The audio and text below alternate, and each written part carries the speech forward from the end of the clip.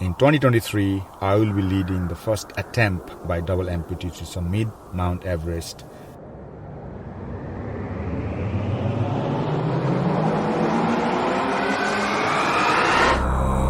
My name is Krishna Thapa and my life is one of service. I grew up in the Nepal Himalayas beneath Annapurna. At age 19, I joined the Gurkhas and became the first in the regiment history to pass selection and enter the British SAS.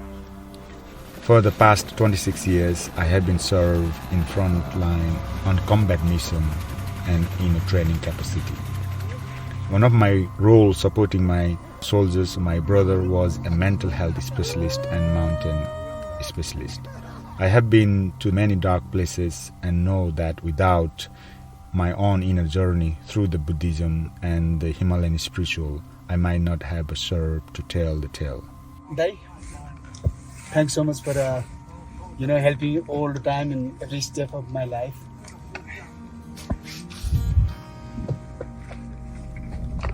Krishna's experience in the mountains and maybe in the military as well, the combination of those things, when they come together, you know that you've got a leader.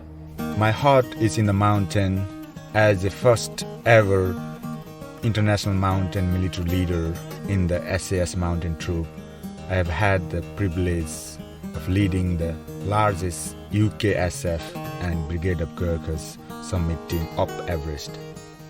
I was the first serving Warrant Officer to climb Everest, K2, Dhaulagiri and have had skied from the summit. My mission, my lived commitment might have been summarized as enlightenment through adversity. My focus now is on supporting others as they strive to overcome, training and guiding extraordinary people. I have guided a Parkinson sufferer to the summit of Mount Blanc and Mera Peak and taken double amputee veterans, blind and the deaf around the Alps, Africa, Asia and Himalayas. In 2023, I will be leading the first attempt by double amputee to summit Mount Everest and the above knee amputees 7 summit around the globe. My path has revealed truth it is essential to share. Through courage, commitment, compassion and love and connection, we can transcend our limitations.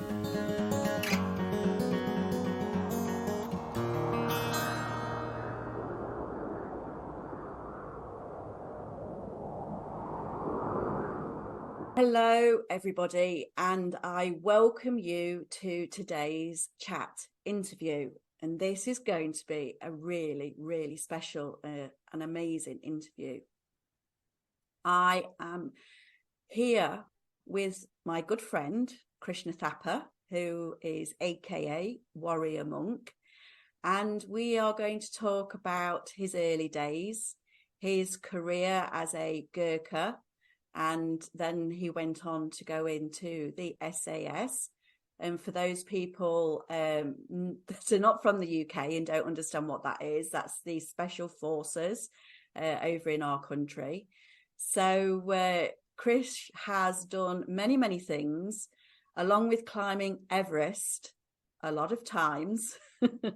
He's actually in the Guinness Book of Record 15 times for various things to do with Everest, which is a phenomenal feat. So I introduce you to my very good friend, Krish, and we are going to start off where you were born, Krish, and tell us about the village and the younger days and the fact of how you actually ended up in a monastery at a very, very early age. Namaste, everyone around the world. Thank you, Melanie, for giving this opportunity and share my stories. You're welcome. I was born in Nepal, nearby the Annapurna range, about 2,000 meter altitude, and by traditional culture, where I was born was we were very mixed up with the Buddhists, Hindus, and the shamanism traditional over the 1,000 years of culture and society. And specifically, where I was born, the place called Basantapur, and where my village, um, the first son of the family is responsible for the culture and society and traditional kind of responsibility.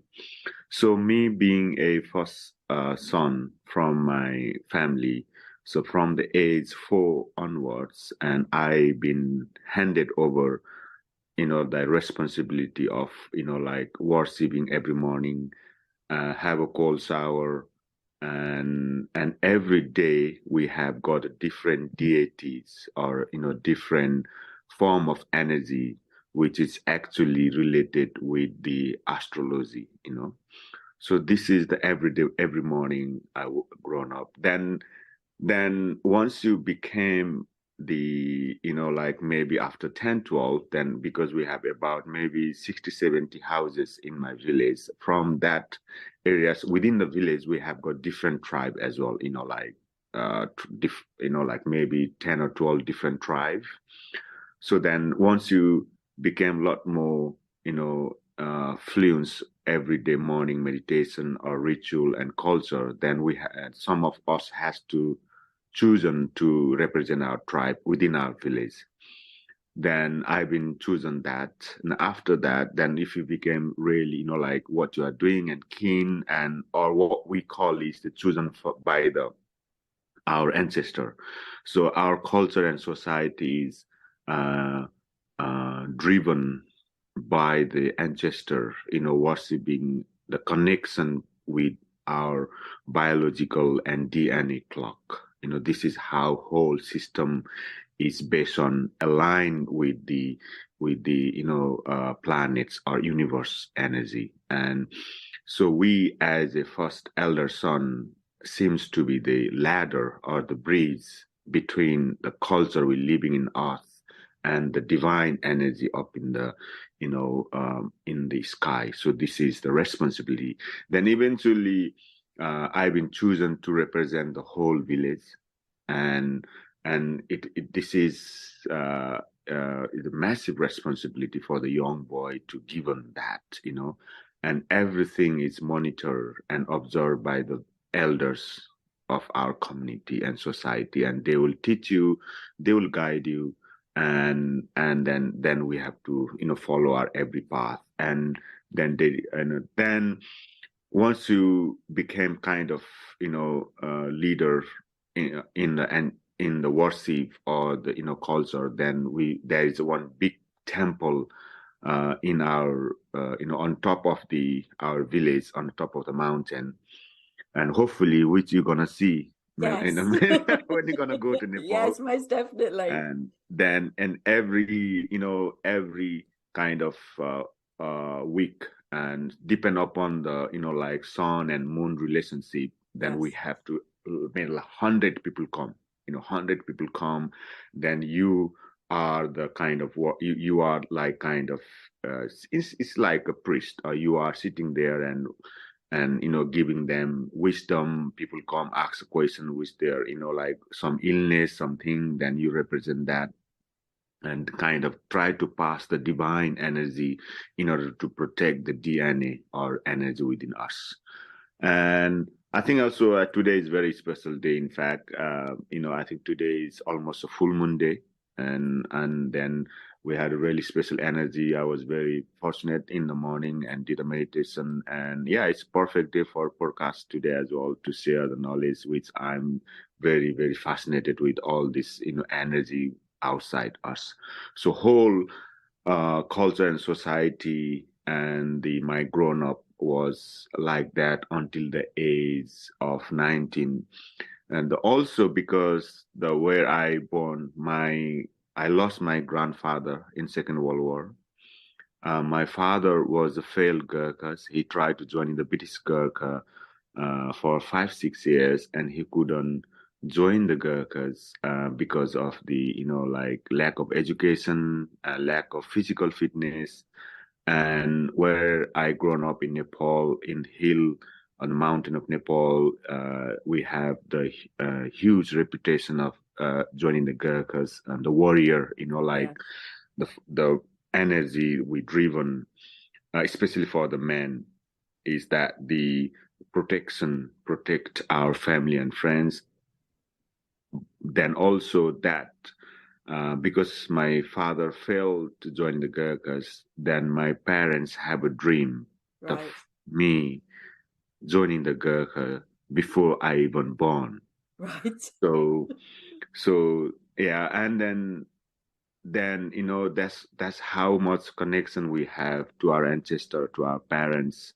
And before I even born, my dream and my life is forcing towards the direction what they dream of. Basically, they fail their dream and they want our kids to be succeed in a way. Yeah.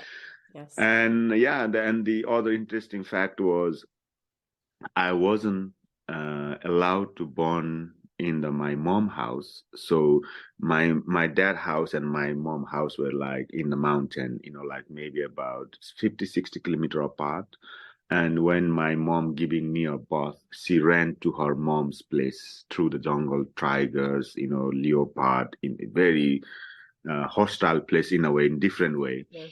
And when she was about to give me birth, and they drag her out from the house, my mom's house, and I was given birth outside in the jungle, holding the tree.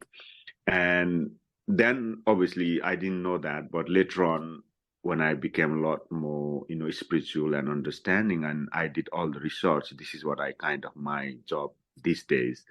And then I found out it's all to do to protect the DNA. So if the kids been born into the male linear of DNA, right, and when their kids are young, and they can be, perceived a lot of energy from outside. And the whole plan, the point of the, especially boy, is to protect the father DNA. right. And that's why they don't want to be put in the mom's linear house inside, especially until the, until the 2 weeks time. We do the, I think we have got in UK as well, isn't it? When the kids are 10, 11 days, they do the, the pasmin or something. Yes. And then in Nepal, we have similar culture. In 14 days, they kept me outside in the jungle with the mom.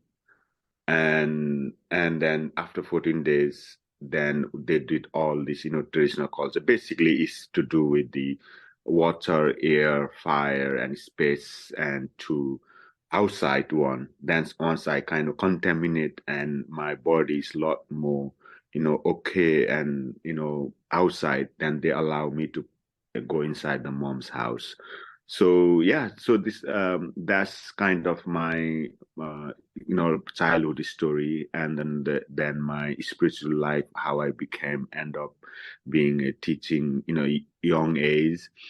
Then is 19, and my father sent me to to join the Gurkha, and I went there and I failed. I failed the first time to join the Gurkhas, and I thought my dream was collapsed. I thought I'm broken. You have a dream, a young kids, and yeah, and I feel shattered, and I thought I lived. Yes, it's not only like your dream, even though it's not really your dream. It's like when it's your parents' dream and you fail.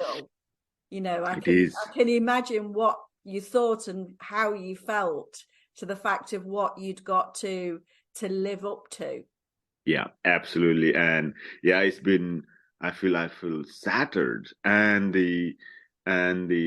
the interesting fact was, then when I actually packing my bag and walking from, like after failing carrying your bag and walking back to home through the forest, then I realized actually the guy who slept on my left joining the Gurkhas, and the guy slept on my right, they joining the Gurkhas.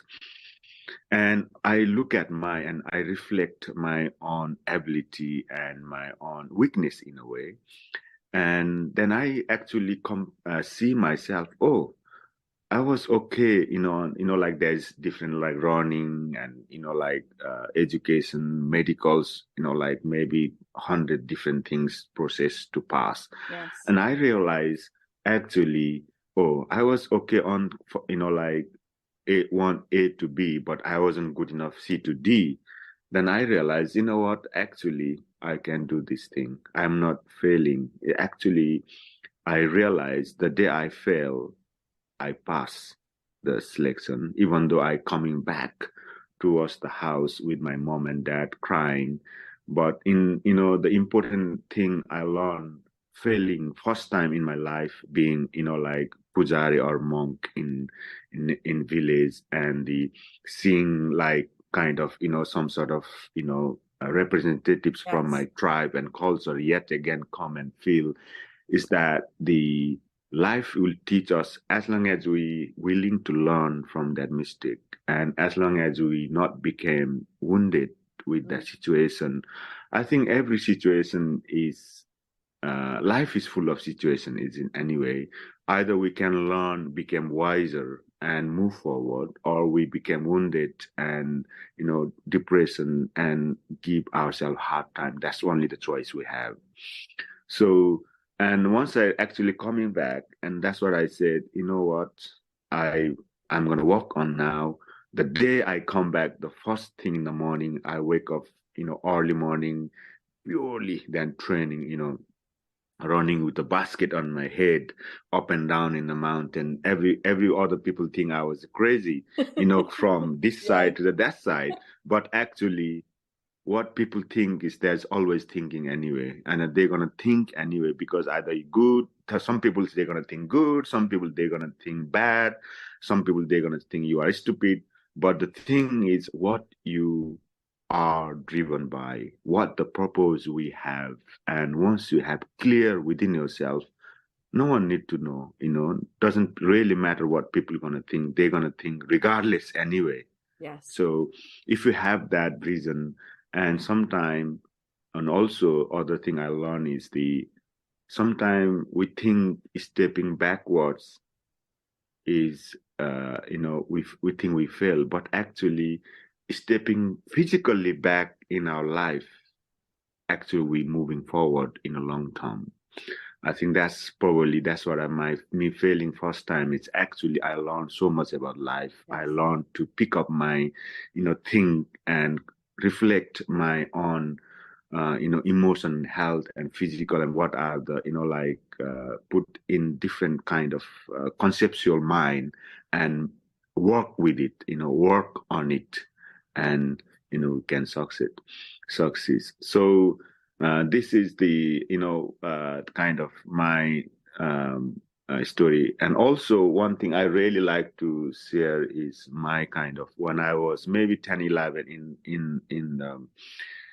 in the village one day, and it's happened very often in Nepal anyway where I grown up, is the tiger come up in our house. So we have a house on, ground level is all the animal. We have normally small farm in a way, pigs, goat, chicken, buffalo, cow, all this stuff. And wild tiger often come to attack our, domestic animals.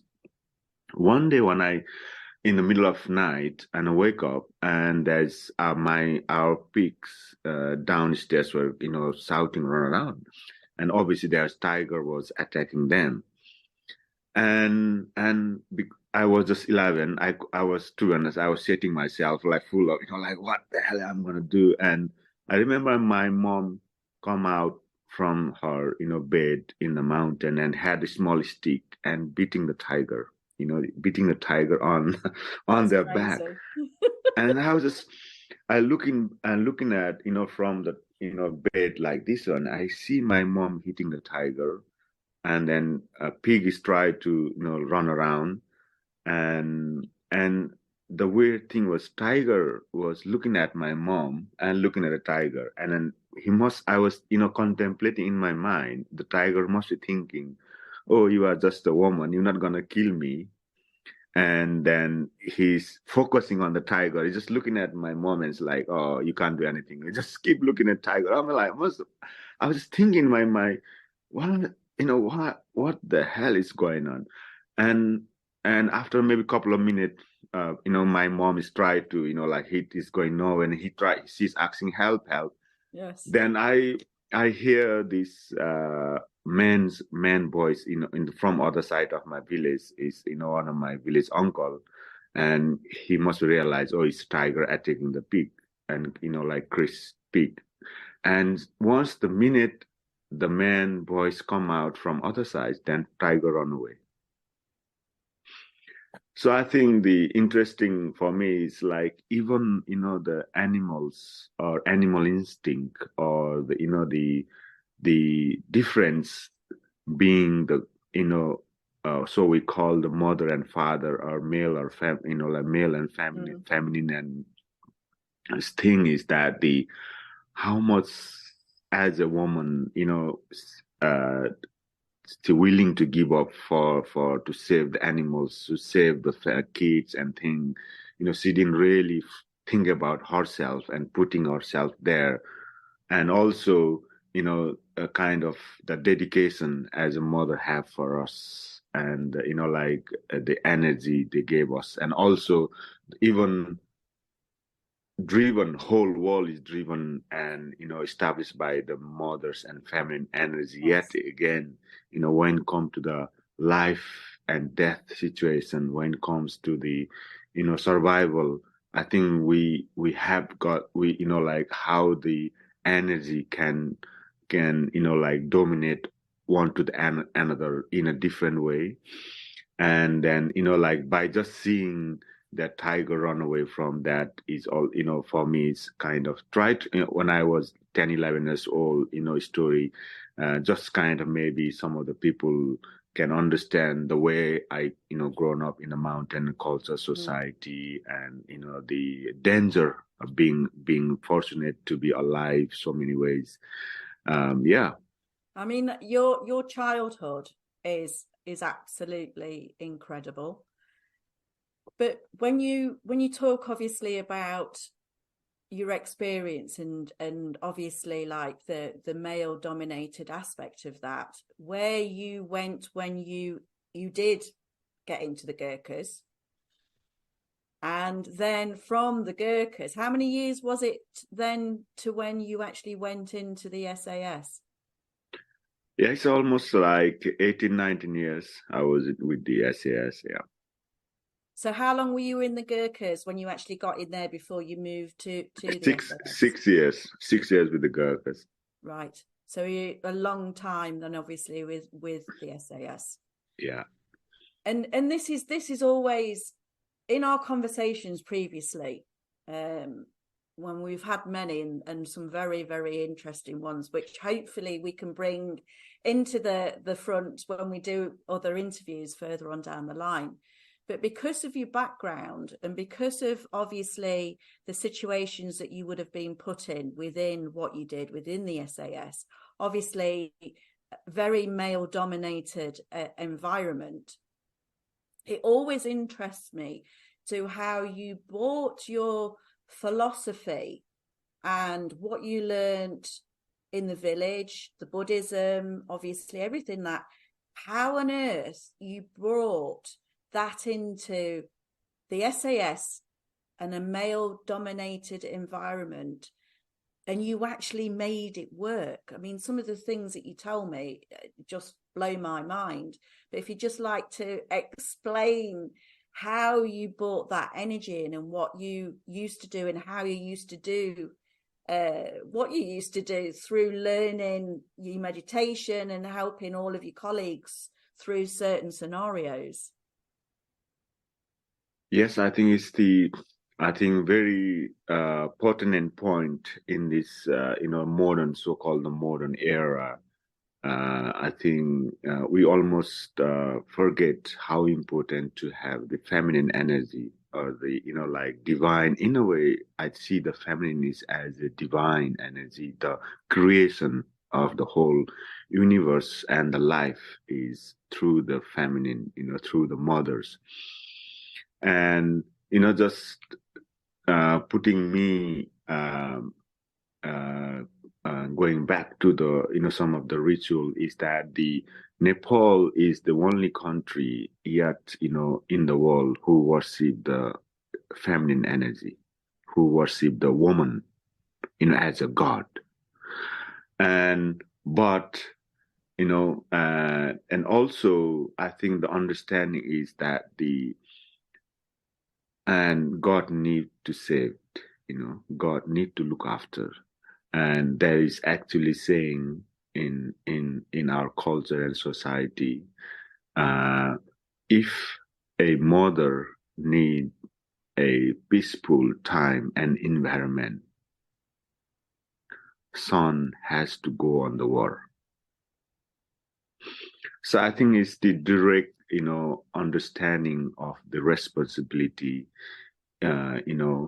for basically, I think what in my experience is that without war there would no peace, and without then this is the like like yin and yang, it's like a war and peace, it's like a male and female energy. I think but again for me is everything is driven and life is taught and given by the feminine energy. Yet again I think the protection has to be done for that holiness, for that protection, to give the peace. And this is what the really good combination of ourselves. And other thing, my experience through the SAS and the like monk or the mindset is that all the special forces or all the people who are successful in your life, whatever they do, I think the more successful you are in our life, whatever we do, like being a good mom, being a good chef, being a good skydiver, being a good climber, being a good driver, whatever we do, a doctor, engineer's job. I think if you are above average, whatever we do, I think those people are a lot more sensitive and a lot more, feminine energy related people, including the SAS. I think my working with the regimen and working with the meditation and mindfulness, that I fascinating how sensitive these people are. Whenever we go to the room, and if you look at, I'm sure you have got same experience as well. If you go to if you look, let's like 50 people working there, then there's only a 1 or 2% people who are in exceptional. Their receptacle, their energy, and their the way the deal. It doesn't have to be the SAS, but they could be anything in their life, even the waiters, whatever. I think there's only the 1% people have that ability to monitor to their sensitivities, like can perceive the information and deeper than rest of the world, I think. So this is what actually the feminine energy does for us. The sad thing is, in this modern world, every school, every academic education and society is driven for the good people, driven for the successful people, whatever the society or community think is success. Whole thing is driven for that, but we are not developing the sensible people, sensitive peoples. I think we need to drive and thrive sensible person in the world. What we need the most, more than a good people, more than a rich people, whatever we think. I think You might have a really good people and really successful people, but if they are not sensible what's going on around, if they are not sensible what's going to our house, it's pointless, isn't it? You might be very successful, you might be very good, whatever we do, but you have no common sense what to say with the people, how to deal with yourself, how to deal with the world. It's not only what we say, what we do, to the community and society, or even parents or family, but it is even more important what we do within ourselves. Yeah. What is the relationship you have within yourself, with your feeling, with your, with your thought, with your emotion, with your mental health. I think if we draw the line of mountain, your relationship with outside world are successful, and if we tilt backwards, if you do it upside down, then we can see what is the relationship with your heart, with your mind, with your emotion. I think this is where, by doing inner mapping, by putting all this compass inside, we can enhance our perception. We can elaborate our seeing ability, our hearing ability, by only enhancing our own sensation and realization. I think we can ask the question not outside, ask the question ourselves, what is my thought doing?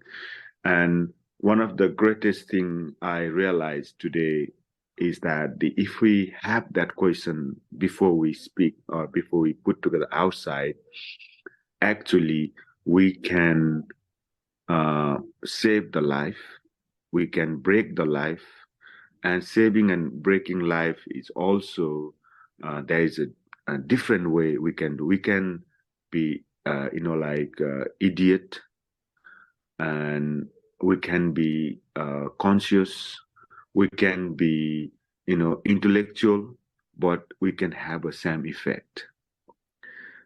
I think that's why for me is the, meditation, understanding the silence, understanding having that, contemplating and, conceptual mind, and, it's so important, but that only come with the calm, calmness, and be silence and observe that. And that for me this is what the life-saving grace for me. Whatever situation I face outside, war, death, sadness, happiness, anxiety, darkness, and to understand that and put it in perspective is the, the culture I grown up, is the society I grown up, is the, meditation and practice, having a question, Actually, a lot of people think meditation or mindful is not thinking. No, it's actually you thinking more. You spending a lot of energy, you spending a lot of energy within yourself rather than outside. I think by only using that time, you can, whatever you say, then whatever you do, can have a better impact, I guess. That's what actually meditation does to me. And that's why, it helped me over the years, going through in my army career, in my Gurkhas career, in my SAS career, and also, like we say, a lot of climbing with the differently able people. And when we're talking about differently able people, it's also what I realize in my life is those people who have got less sense, we have got, so we call, 5 different senses for us to, but if they are physically damaged, one of the sense, if they can't see, if they can't hear, if they can't walk, if they can't, smell or taste, what I find is those people are extra sensitive in other things. Areas, yes. Yeah, I was very fascinating. Is these people have their, if they can't, let's say I had a meeting with the one blind guy last year, but we were having a meeting, like 12 of us in a table. If something happening, we didn't notice, rest of them notice, but he's always say, oh, what is that? What is that noise? Yeah. Straight away we were like looking at, oh, there is someone is coming in the door before that, and how, because how much sensitive and they are, and a lot of them, when we walking, we don't feel with our hand, very weird. But before he put a step, he put the hands forward. Mm. And he feel, the different energy and vibration with his hand. And when I'm walking with him, like, oh, why your hand is always in the front? Because we don't really walk with the hand. Yes. And for us to the, people who can walk. But actually, no. Actually, I feel all the movement and ground, everything with my hand. And I know exactly where to move the feet. For us, it's like we never thought like that, We never have that ability of, feeling of energy. Mm. It's just because we don't have to, because that means our sensation train in different way. And so this is another fascinating, how we can enhance our perception, or we can decrease our energy and perception, the way we, the way we sit, the way we talk. And that's why the meditation and mindful is very, very important part of myself these days. I find it incredible when you think about it, that you've completely come full circle. So from where you started as a child, and obviously your inherent abilities, that's what you had to do, and you learnt all of that. And obviously I've been with you, I know what it's like to be with you, and your energy and everything else. And you went then into the military and experienced, like you said, death, trauma, obviously lots of people, colleagues, PTSD.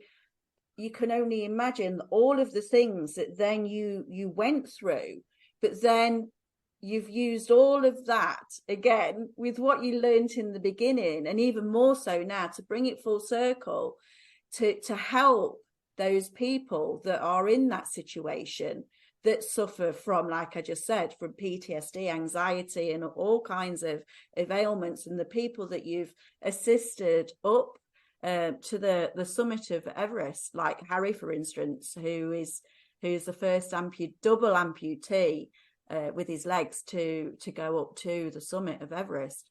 And these people now, through your learnings as a youngster and your experience throughout your career, you now are on another level by going back and helping everybody through that now. And I find that fascinating.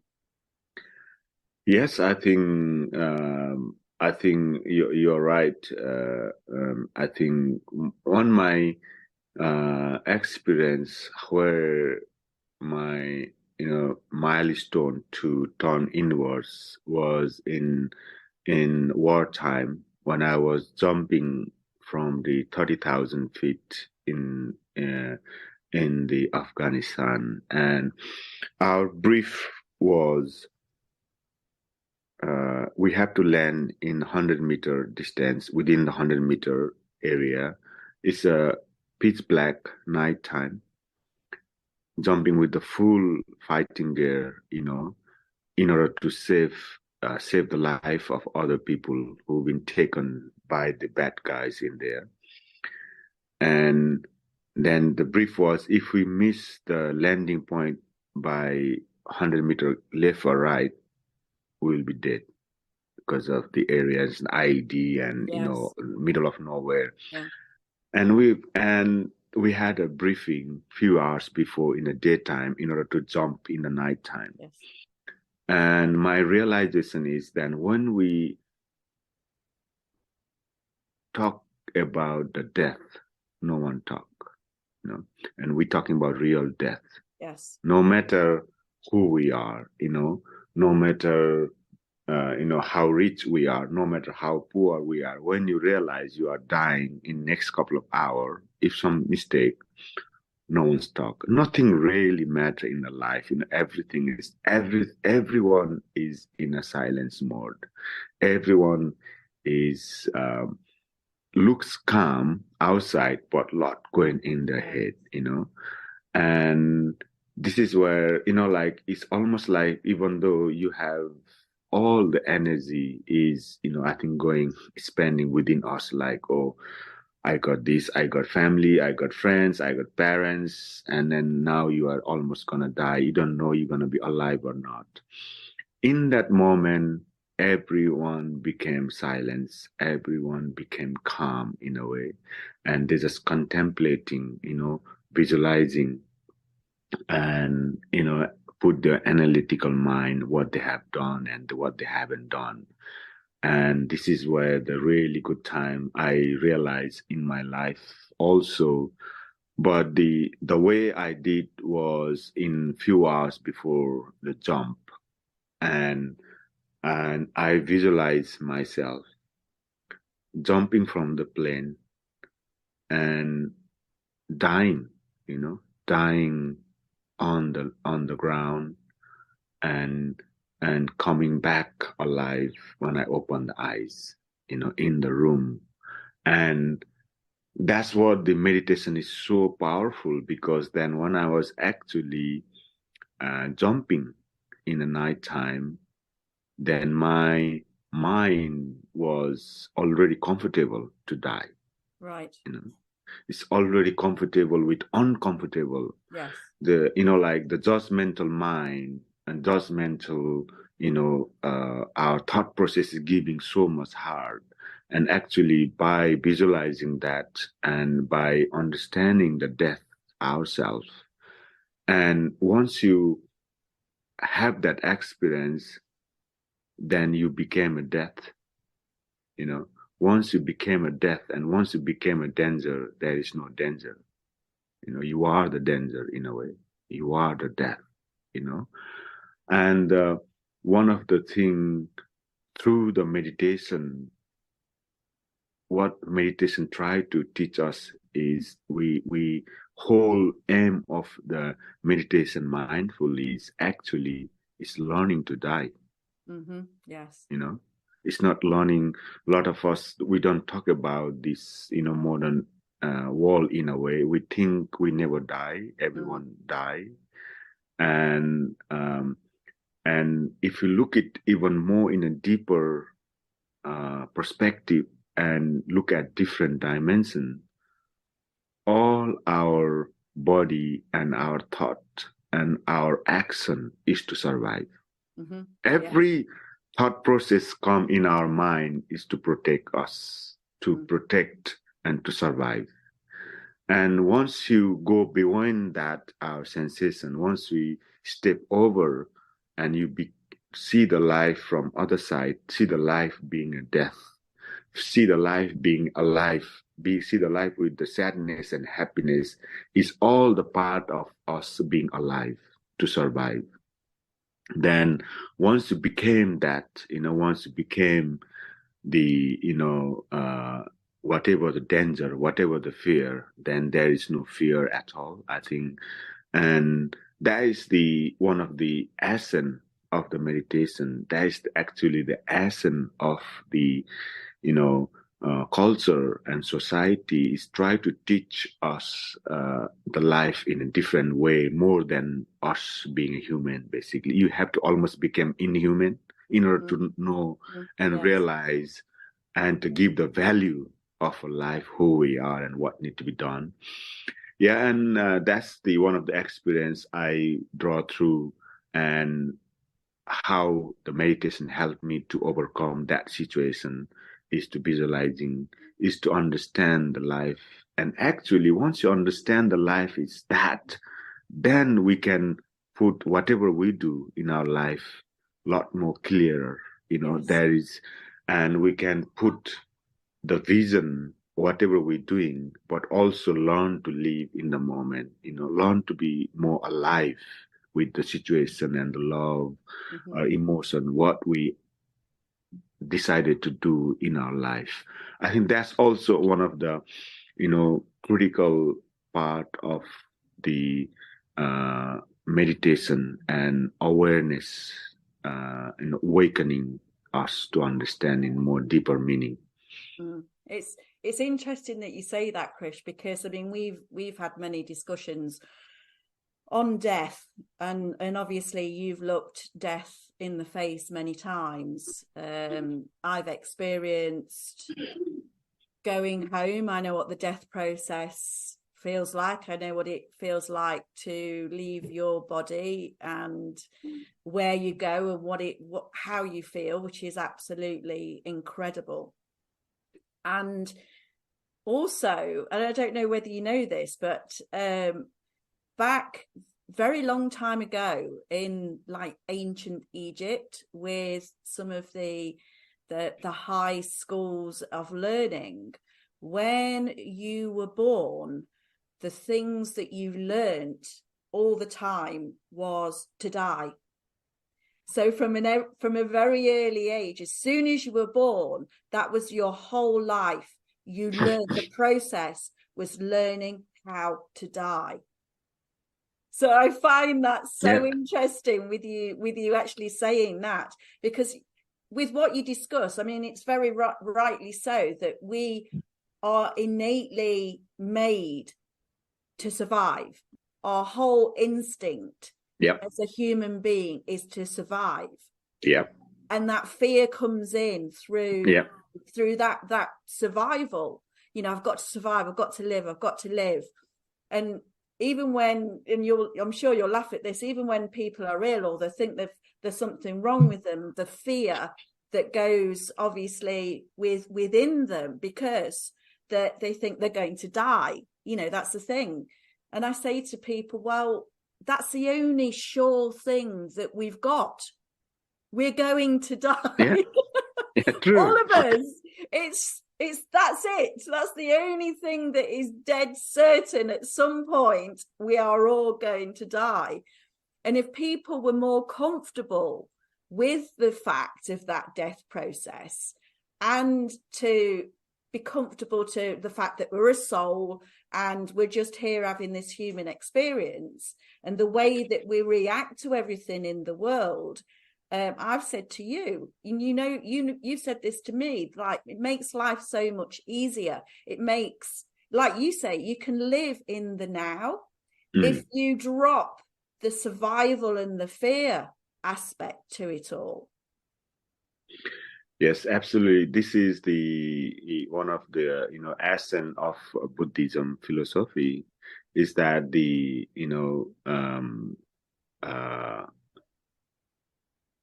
mind never dies. Our mind never dies. That's where the principle of reincarnation comes. Because the life, the physical form is come up and grown up, and then with the time, with the limitation, the body has to go.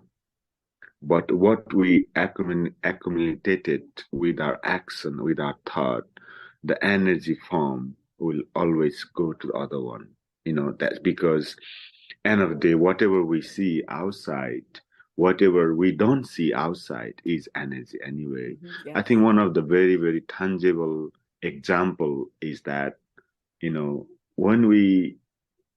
when the sky is clear and when little bit, we can see nothing, but when little bit rain and the sun hit, we can see the beautiful rainbow, isn't it? Yes. It doesn't mean we can't see and it's not there. Then why the certain environment change, we can see the beautiful rainbow there. And it's like the people would like, that's what we're talking about, energy and aura, isn't it? Certain level of elements change and things are there because it's only we can perceive through our sense perception. Then we believe. But actually when we when we think change, that's where the energy, that's where the whatever the space we created, whatever the space we are in, we became that. And for that to harness our action, for that to, we need to learn how we purify our mind so that even after death, we can be purified, we can be, soul, with a good purpose. I think this is the whole aim of the, like Buddhism philosophy or teaching, is that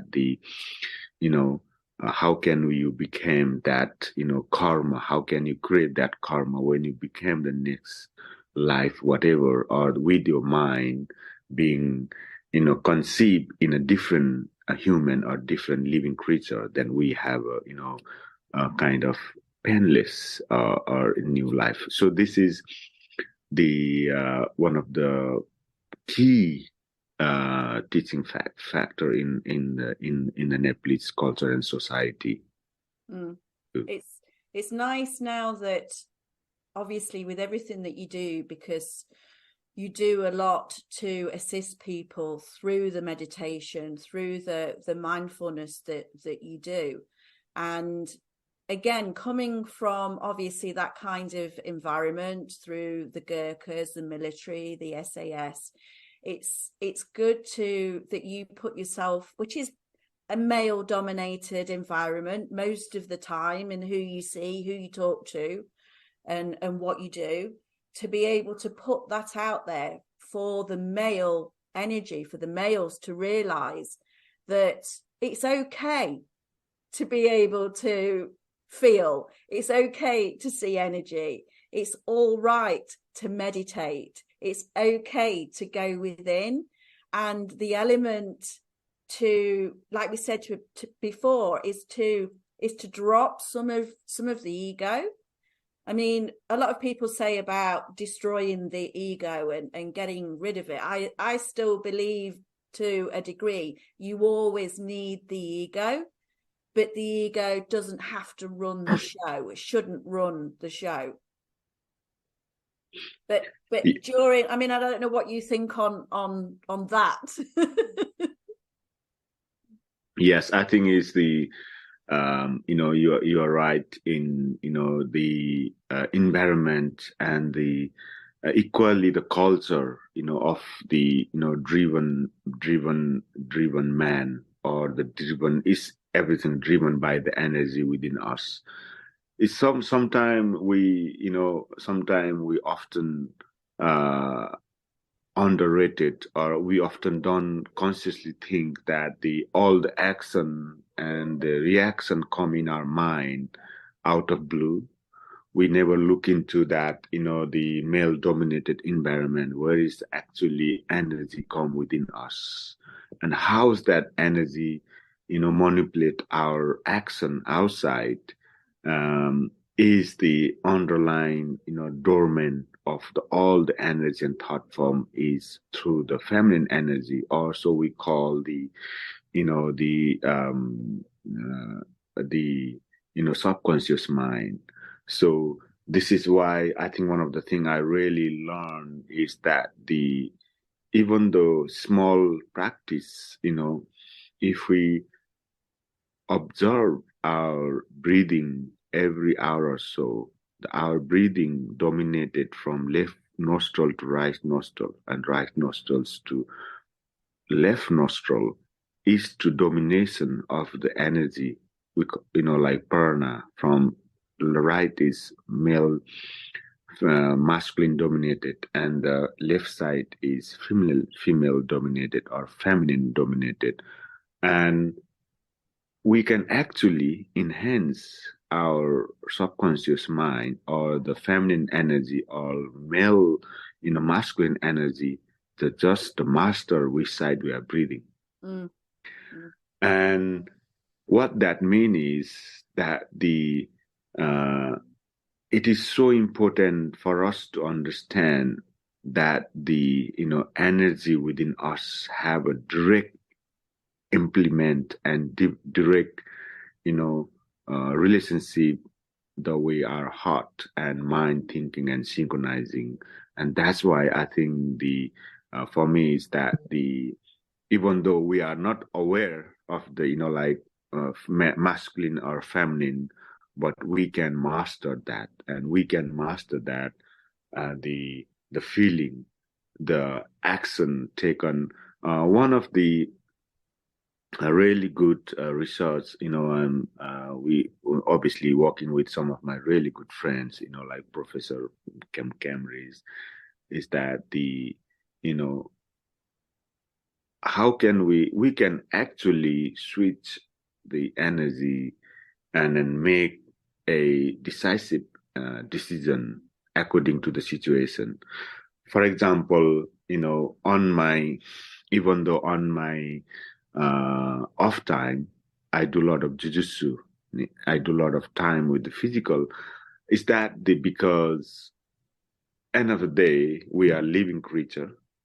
We have to be alive in order to think, or in order to do, in order to change the society, in order to enhance our thought process, whatever we think, being a good mom, being a good soldier, being a good teacher, we have to survive first, isn't it? If you are not alive, then no matter who you are, you're gone. It's kind of. So the reason is that how can I enhance our ability to survive us with the war, with the hostile environment, enhance our, survivability physically now, so that we can have a long-term vision of energy or feminine energy, the message we want to send. How can we help our, PTSD veteran? Our mental awareness, the meditation awareness is the key to open the door, our feminine energy, which is dormant within us, to understand that energy come from within us through the different glands, through the different part of our body. Then if we can mix and understand different form of action according to the situation, not only we can physically survive, but we can also survive mentally. We can be more robust with our feeling, with the with the heart, with the happiness, with the sadness. We can manage that. I think this is what very important for us to understand and to share, especially for the I think the research saying by the 20, 30 or 40, the 80% of more death will mental health related, through the anxiety related, depression, anxiety. It's just because it's not the mind, it's not the brain creating that problem. This is the society, isn't it? This is the environment. This is where our mind is washed onto our brain work is just a thought. Then if we are already contaminated our thought with the this kind of environment, then how the thought can be protect us? That thought can only think whatever we put into, isn't it? Whatever we educate it into. I think that's why I think we need to sometime look, step back and look at our own thought. So one of the example I'm gonna talk about is whenever we wanna achieve our mission, whenever we wanna thrive for success, and whenever we want to kill someone with a weapon, or whenever we wanted to be a sad or goodness in our life. So one of the example is whenever we wanted to fire the weapon for someone else, to kill the someone or to save the someone, before the action, before the bullet travel away from the rifle or pistol to go to a target or the save someone's life, we have to, the action human has to stop breathing. In order to be accurate, we have to hold the breathing. Otherwise, when you are doing something, yes, yeah. we are unstable. Mm-hmm. So that means we became death. We are not breathing. That means we became silence. Then what happened? The pulling trigger has to go back. So once you became death or silence, the things has to go back first in order to anything go forward. Right, yes, okay, yeah. Yeah. So this is one of the really, example I really like, and did quite a lot of meditation on this one, because exactly same, if you want to hit the target, if you want success in a mission, whatever we do, we have to be posed, became with the environment who we are, and go inside within us to become reflect. Then you can make and project the accurate, successful life. If you are not become oneness with environment, if you are not in that current situation, then you always going forward. You think you're going forward, but you actually going nowhere. Yes. You're just jumping anywhere there. Yeah. But once you realize with environment, you go inside you, be however you became a truth, and try to understand as much as possible. Then you project and pass. Then you go further and achieve the mission. Exactly like a bullet. If you want to have a pinpoint target hit, the minute you are moving and breathing, you're going to miss. Mm. Then if you are not pulling the trigger fully forward, you're going to misfire.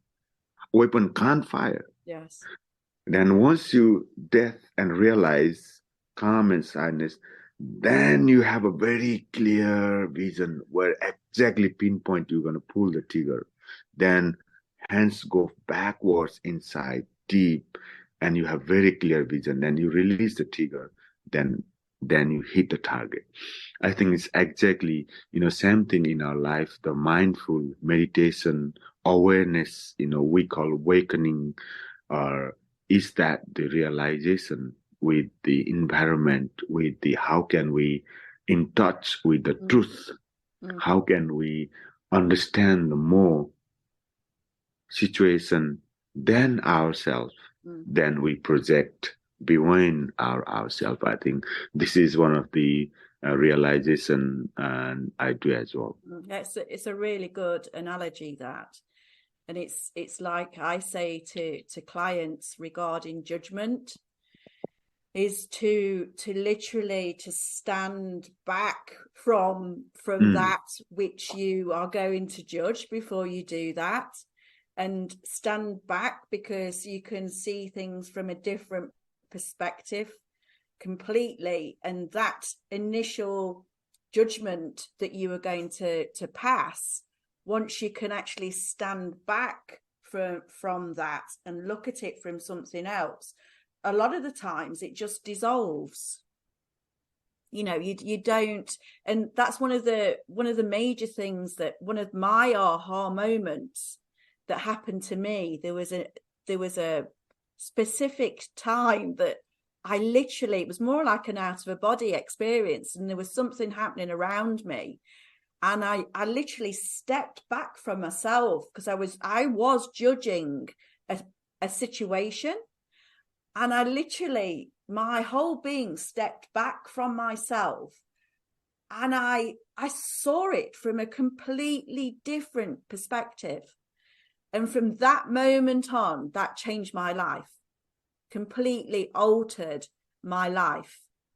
It was just a wow moment. And if we can get people just to be able to, like you said, is to step back first regarding anything, regarding the target where you want to be, regarding judgment, all of that, even to the fact of the ego, before you're going to do anything, you know, if it's ego driven, to be able to, again, to have the ability to step back from the situation and just look at it, and to maybe sometimes pick it apart to analyze it, because once you've done that, it dissipates. I find it dissipates the energy of it.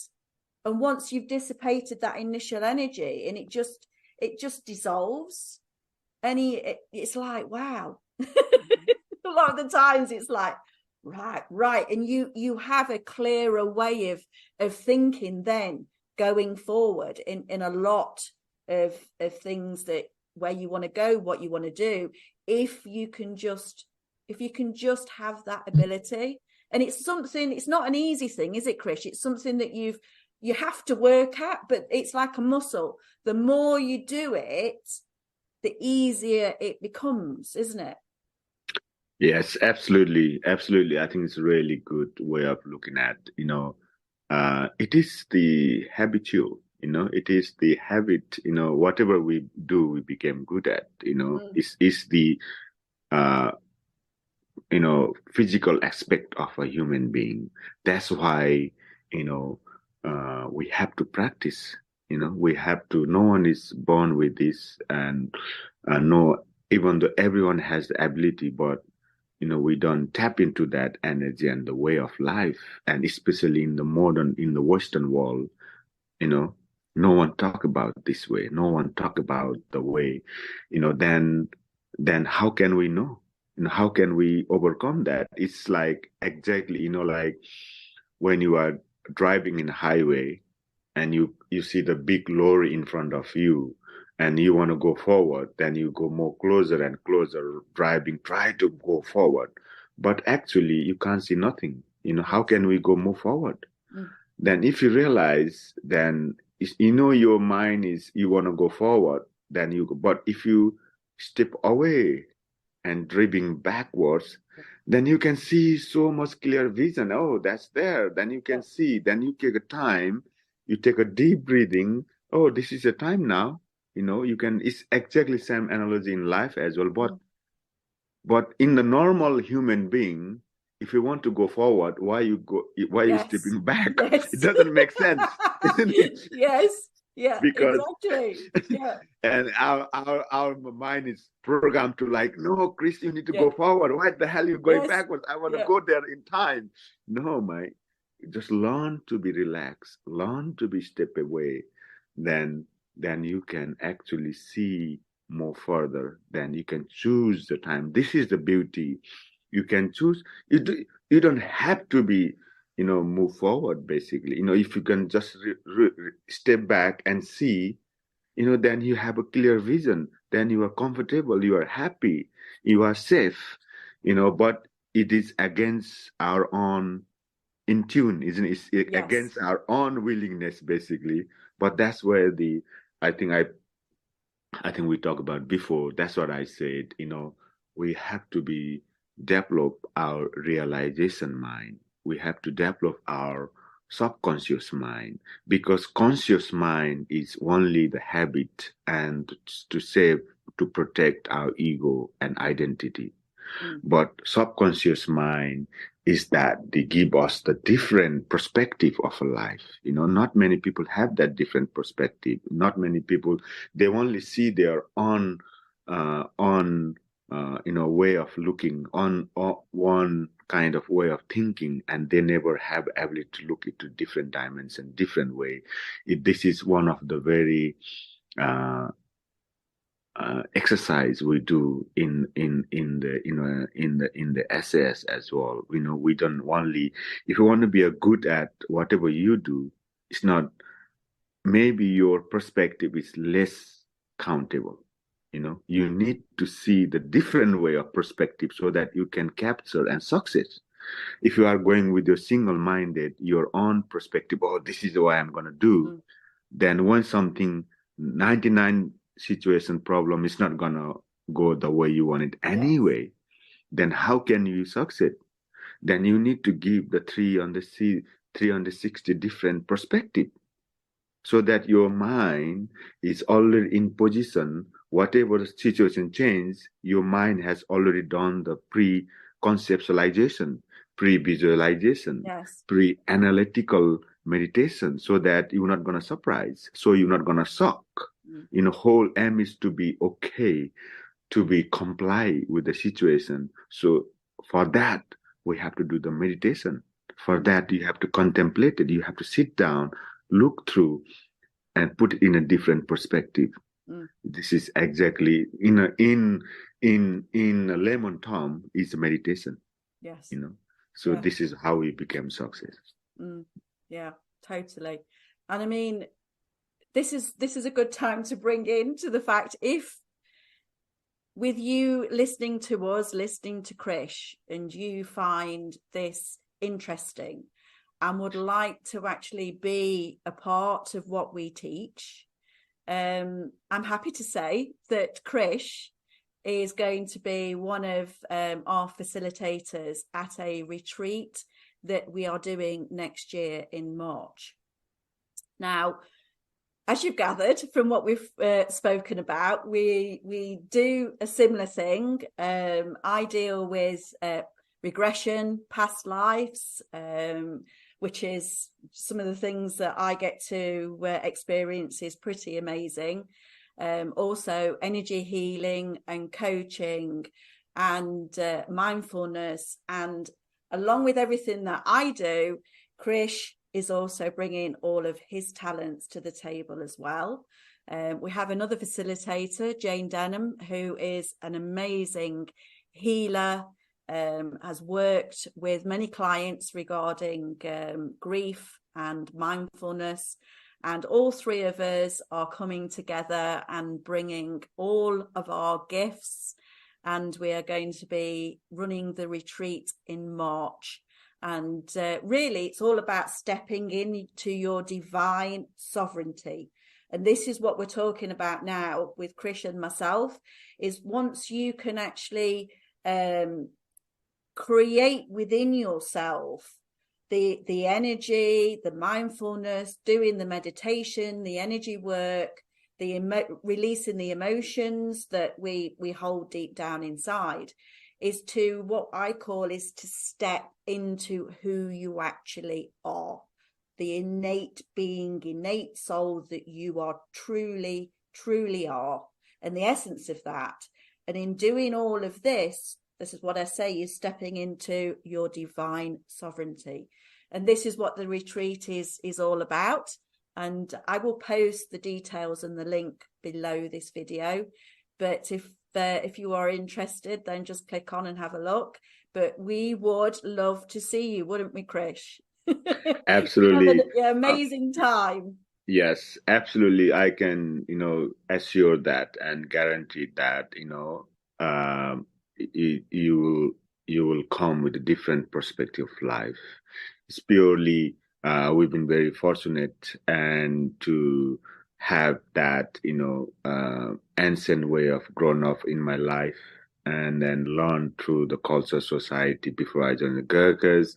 Yet again, come here with no academic background, no intellectual background, but again, I think just purely understanding self, tapping to the untapped part of our energy, and to heal, to learn, to share, and yet again, come here and learn the modern world in the forefront of the world, to see and to experience that, and then the experience we can share with you on this course. I don't think you will have any place in the world right now. I think this is a very unique opportunity to people come and learn the different way of dimension of the energy shifting, and most importantly, finding yourself, who truly you are, and to enhance your life in different direction. Yeah, for sure. Yeah. Most definitely. Yeah, 100%. Well, I have really enjoyed our chat, Krish.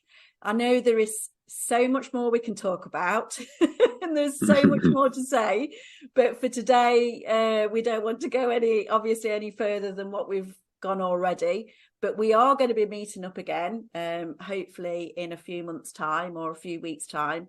This time it's going to be an interview where we are both together. I'm really looking forward to that, because in that chat we will also be bringing through a meditation and also some of Krish's chanting that he does, which I can honestly say is amazing, because I've experienced it several times, and it just takes you to another place, to another level. So I'm really looking forward to doing that with you, Krish, and to bringing it to everybody else out there in a few months' time. And I want to just say thank you very much for today, and to really just to put your story out there, because it is an amazing story. And I hope that it will help many people out there to try and look at things from a different perspective, because that's what we're both trying to teach people, isn't it? Absolutely. Yeah. Thank you, Melanie, for this one great opportunity, and this all the looking forward to see you all the new members in our retreat. And also I think we wish you a very happy Merry Christmas and the New Year, and also the, I think, full moon day, full of energy, I think, towards you, and wish you a very good luck for your forthcoming years. Yes, thank you, Krish. Thank you. Everything that Krish does, all his websites and all his socials, I will link below in the description. Also, just to touch on the foundation that you have, which is a Sustainable Himalayan Foundation, which does an amazing work with the girls' school, and also obviously the job that you do to assist victims of human trafficking as well. So I will also put the link down below regarding that. Although we will discuss that, because it is just amazing. We've run out of time today, but we will discuss more of that when we're together in our next chat, our next interview. So Krish, again, thank you for today. We're both here actually on Christmas Day doing this. Yeah.